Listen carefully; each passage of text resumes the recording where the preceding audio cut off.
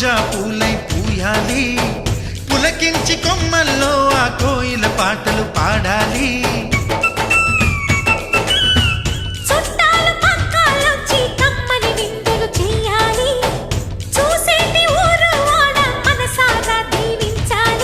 నలుగురు కలిసి చేతులు కలిపి మన కలలన్నీ పండించాలి.